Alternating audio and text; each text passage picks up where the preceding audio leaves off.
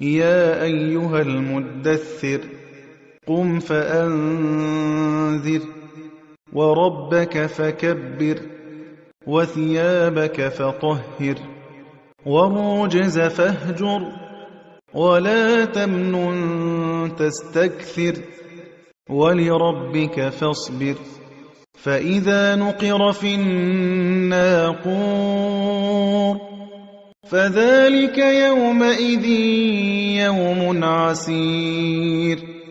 على الكافرين غير يسير ذرني ومن خلقت وحيدا وجعلت له مالا ممدودا وبنين شهودا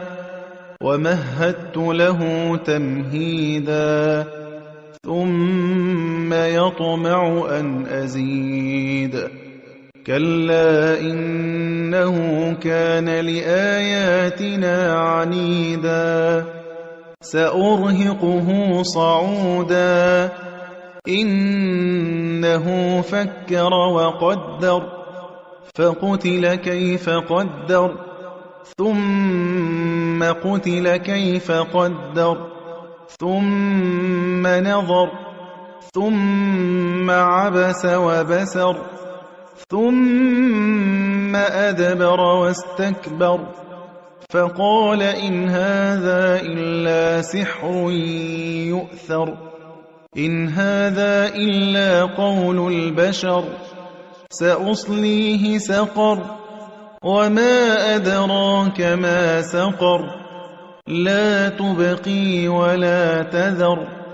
لواحة للبشر عليها 19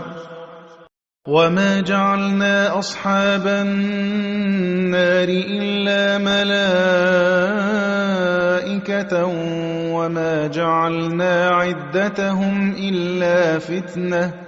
وما جعلنا عدتهم إلا فتنة للذين كفروا ليستيقن الذين أوتوا الكتاب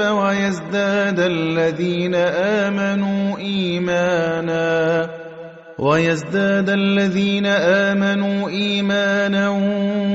ولا يرتاب الذين أوتوا الكتاب والمؤمنون وليقول الذين في قلوبهم مرض والكافرون ماذا أراد الله بهذا مثلا كذلك